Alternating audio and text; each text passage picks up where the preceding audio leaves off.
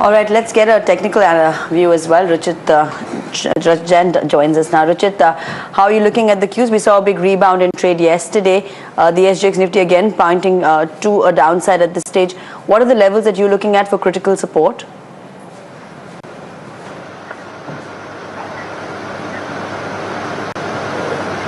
Good morning. So we are looking at 7,800 to 8,000, 8,015, 8,050 as a range, which should play out for short-term traders.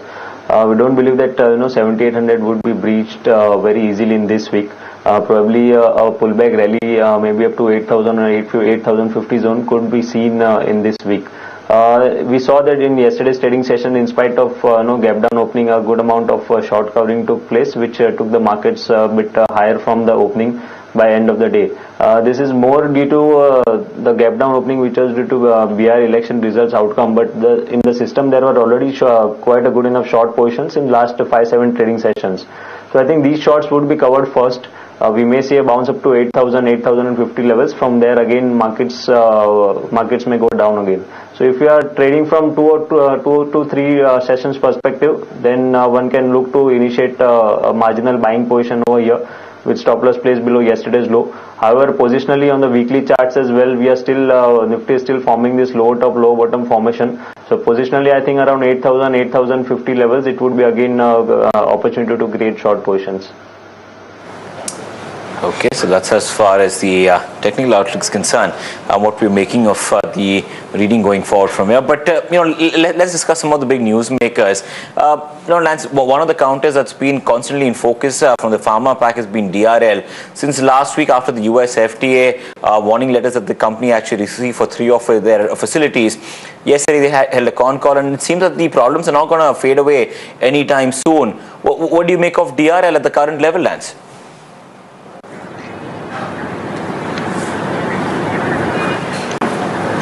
Well, I think DRL, like many of the other pharma companies, also valuations were relatively high, considering that there was huge expectations as far as growth, and this this notice definitely puts an issue on their capacity to increase their revenues in the US.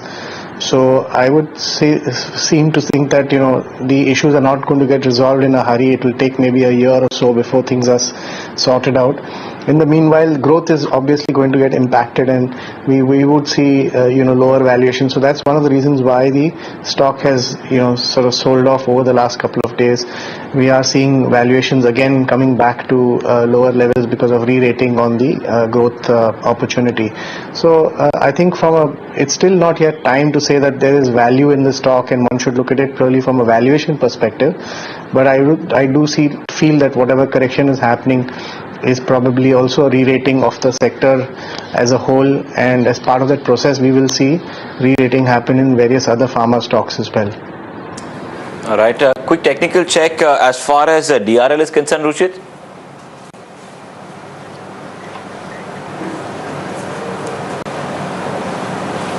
On weekly charts, if we observe this long-term charts of Dr. Reddy's, then since last 6 years it is continuously forming this high top high bottom formation. And one pattern has been observed that in this last 6 years, whenever the stock has shown any decent corrective action, it had taken a support on the 89 days exponential moving average on weekly charts, and from there it has resumed its uptrend again. So currently the 89 days exponential moving average on weekly chart is coming around 3,350. So we may see another 150 rupees of correction from current levels, but the stock I think would find a good support wherein some sort of buying or even short covering could come from 3,350 zone. Okay, in fact, let's welcome in Surya Narayan Patra, analyst at Phillip Capital.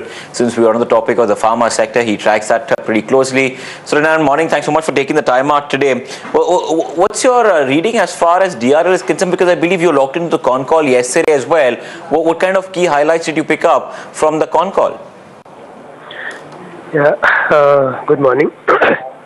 Regarding Dr. DC, in fact, the key highlight of the call is that the management has indicated the observations on which the warning letter has come is not that critical.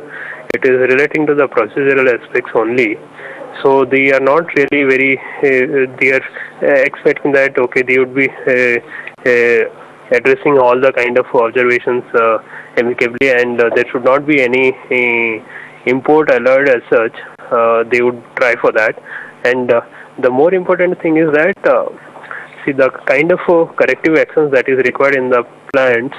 That would be those activities would be taken across all their plants. So which means that okay, even if since it is a warning letter and there is no import alert as they are expecting, so there may not be any meaningful revenue impact for in the near term, particularly in FY16. But because of the corrective actions and all that, there would be a kind of a meaningful unanticipated expenses, which will to some extent impact the profitability. That is the second fact. And also the likely disturbance in the supplies from its plants, because the remedial actions will be taken across their plants. So that could again to some extent impact the kind of supply to other market as well. And Surendran, I just want to interrupt there. You said that it won't have any revenue impact, but if they have to change processes across the board in all facilities, even if there's no import alert, there will be a delay in approvals. They have some critical approvals that are stuck in some of these facilities that the US FDA themselves have mentioned. They've been trying to do site transfers as is, and if these changes have to be done across the board, and as we understand, by third-party basis, by Mr. Prasad's own admission, this will take significant time and effort. Will that not hit approval rates for them? I'm coming to that point only. What I said is FY16 numbers might not see a meaningful impact, but FY17 will really see a kind of a meaningful impact of this development. Why? Because the big ticket product opportunity, what it has been factored in the numbers, no, that would certainly be delayed, possibly by a year time also. There is no clarity about that. So the delay in the ANDA approvals for FY17 is a kind of a meaningful impact. And also the continuing expenses what they would be incurring for corrective measures across their plants, all their plants, not only just 3 plants, that would be a kind of a profit dragger. So that's why what we are estimating now is we have reduced our FY16 earnings by around 9%, but we have cut our FY17 earnings estimates by 20%. So we also believe that it is not only the kind of a number impact, there would be a kind of a de-rating happening considering the regulatory concern around the stock.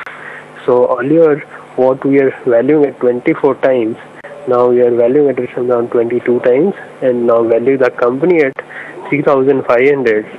So that means the current price is something like 3,504 rupees, implying there is no upside from the current level. In regard to the kind of hit that we're talking about, you mentioned as to how you've tweaked your estimates, Surendran, but any kind of number that you can actually give us to kind of potential hit that we're actually talking about, and also how much value of products or drugs are at actually risk out here? See, there are. In fact, the management has talked something like 10% kind of revenue impact. 10% means something like of the existing business. So FY17's 10% means something like near about $300 million. So that is the kind of revenue impact that we are highlighting about. And as we have already indicated, there is a kind of a near about 20% cut that we are making to our FY17 estimate, which was earlier at almost near about 200 rupees EPS. Now it has come down to 159 rupees. Okay.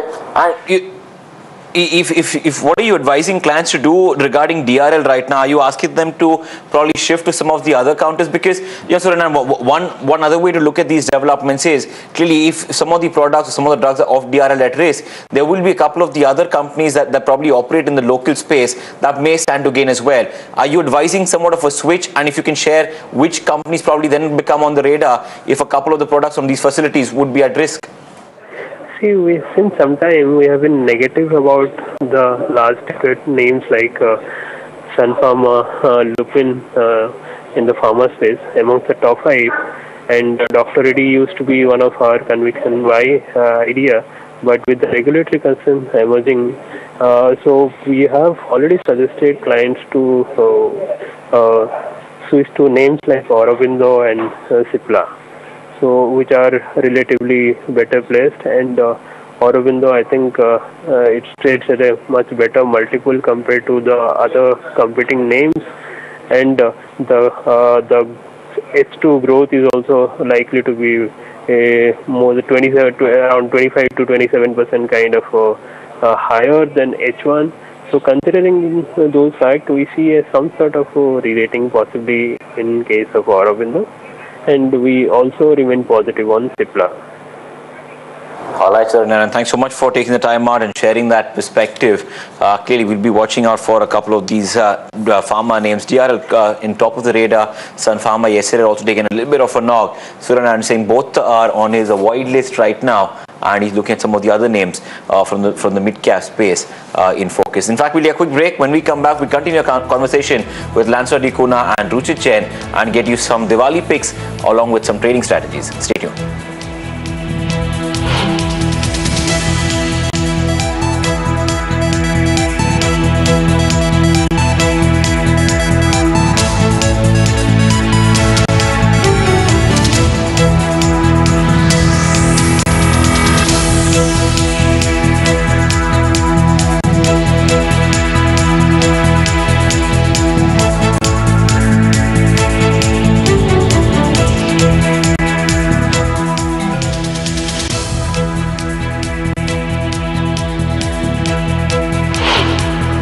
It's a great pleasure for me to wish all your viewers and wish all of them a very happy Diwali.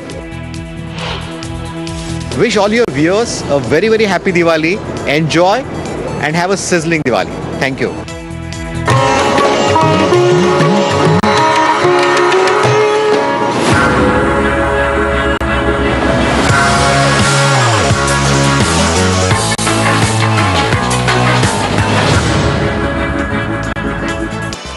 The SGX is not suggesting a happy start to the pre-open today. Ruchit Jain as well as Lanswa Dikuna are still with us to discuss their trading strategies. Ruchit, take us through some of your trading strategies and what's really catching your eye on the charts, because irrespective of the index goes, there are a lot of stocks that are still in action that traders can look at.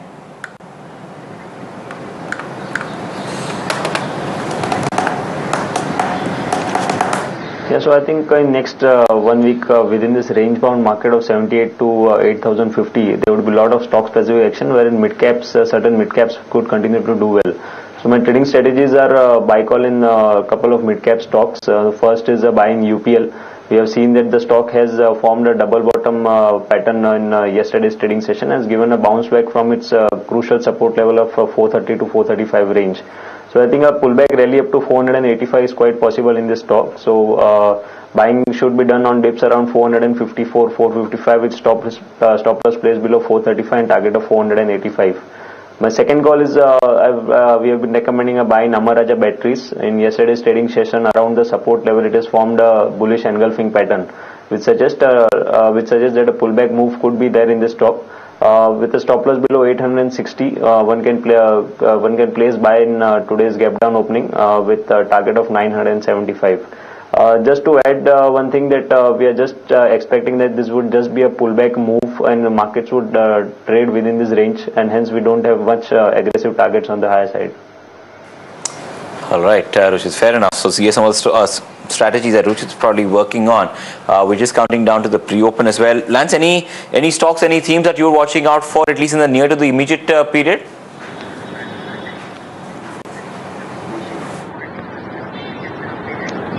Well, I think one can definitely look at the banking space, as one space that has lost in terms of price movement, down, especially in the PSU banking space. So I think there are opportunities where valuation seems relatively attractive, and we are seeing some traction in terms of improvement in the economic conditions, and especially with now that the package for the power discoms has been approved, we could see some traction in terms of improvement on the NPA front from many of the banks which have exposure to these discoms. So I think stocks like State Bank of India or PNB can be kept and can be added to the portfolio. Similarly, one can also look at the housing finance space, because we did see a rate cut and that could spur demand for home loans. So companies like LIC Housing Finance, maybe one can wait a while, because whenever there's a correction, valuations would become attractive and you can start buying. But these would be the sectors and companies where you would see growth. I also believe that there will be a significant amount of traction due to the recent announcements on railways spending, as well as in the power sector. So the engineering companies which are focusing on these sectors would be stocks to watch out for. So you can look at ABB, Siemens, L&T. These are companies which would benefit along with other power transmission companies who would be getting larger orders in, and obviously their profitability would then start to improve. So these are some of the stocks which one has to look at, and keeping a time horizon of maybe 1 year to 18 months in mind. All right, Lance, hold that thought. Just want to quickly bring up what's happening as far as the pre-open is concerned out here, and the kind of move that we're tracking currently. It's a little bit contrary to what the SGX Nifty was indicating, but let's wait and see if that's the kind of port where it settles right now. 5 to 6 points higher on the Nifty, 63, 64 points up as far as the Sensex is concerned. One thing that one probably needs to take cognizance of is that turnover and volumes are likely to be somewhat muted. But having said that, pull up the currency as well. 66.39 knows where we've actually opened when we talk about the way the currency is really panning out this morning. And we took a big knock yesterday and took out the worst of the fears, I'm guessing, between the Fed and Bihar as well. This morning, all Asian currencies are higher, and we're following suit. Bhaskar Panda, Treasury Sales at HDFC Bank, joins me. Good morning, Bhaskar, and a happy Diwali as well. What's it looking like for the currency? Took a big knock yesterday, seems to be stabilizing now. Yeah, good morning and happy Diwali to all the viewers of your TV. I think you were right in the sense that after a storm there should be a little kind of lull after the storm. Yesterday was a day when after the weekend you had the Bihar election results as well as the good NFP number. So it was expected that dollar rupee was going to weaken further. However, my view was that it was not going to go beyond probably 66.50 or 66.60 on the high side, and then it will probably continue to remain between, say, 66 to 66.50 for the time being, and I really feel that it might go down further to 65.80 in the days to come. I mean, my basis of this is that India still will continue to do well despite Bihar elections and whatever has happened, and therefore I don't see any reason why we should not be a little more optimistic about Indian growth as well as the currency. All right, fair enough, Mr. Panda. Thanks so much for joining us this morning and taking us through your views as far as the currency is concerned. But well, let's continue our conversation with Lancelot Dikuna of Crest Wealth Management and Ruchit Jain from Angel Broking as well. But before I just move forward, I want to just pull up DRL for you and get a quick mention on the counter and how it's trading post the con call that took place yesterday. As far as Dr. Reddy's is concerned, it's still trading lower by nearly 1.5% is what we're seeing as far as DRL is concerned in terms of trade today. All right, some of the other sectors that have been in focus, when we talk about the oil and gas majors as well, HPCL, BPCL most likely to be in focus today. Lance, any thoughts when we talk about these names, anything that you've been looking at from the oil and gas pack?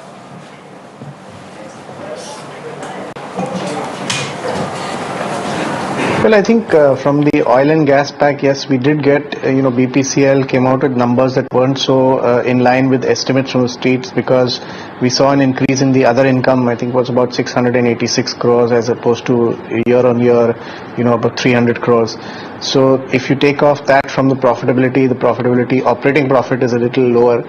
But I think the oil and gas marketing companies are in a structural changing scenario because of the changes in the subsidy regime, as well as in their ability to price or pass on the increase in crude prices to the customer.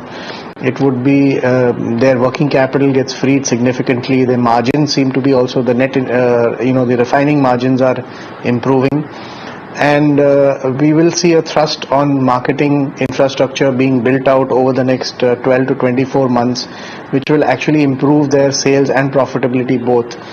So I would be a little bullish on this sector as well as on both HPCL and BPCL, though one can use opportunities whenever the price corrects to buy and accumulate into these companies. But if you look at a 2-year scenario, I think these companies would offer good opportunity for growth as their business models change, and you will see the profitability also improving along with the growth. Okay, Ruchit, let's get your technical thoughts going on some of these oil and gas majors, HPCL, BPCL, ONGC. Anything, any sort of a specific strategy on these names?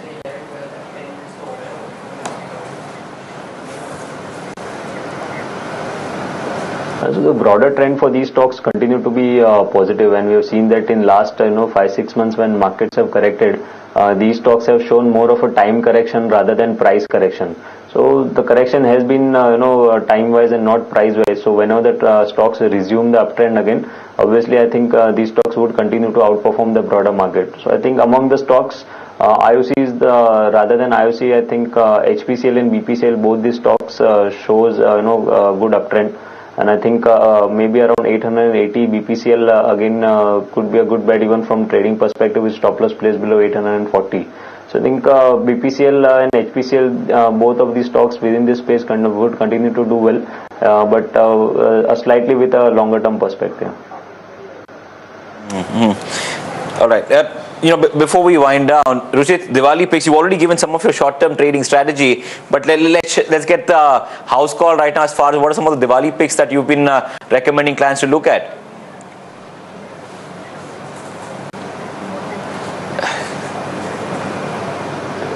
From near-term perspective, we are recommending buying in State Bank of India, probably from PSU space. I think this stock has shown a good movement in last couple of days. And another stock is within the same space in PSU banking. This is Punjab National Bank. So probably these are the two stocks that we have been recommending from short-term trading perspective to our clients. All right, gentlemen, a very happy Diwali and hope you have a good one and a prosperous new year ahead as well. Will it be a prosperous takeoff for Indigo? That remains the big question that will get revealed at 10 o'clock with that listing as well, with Mitali standing by with the top company news you need to be watching out for.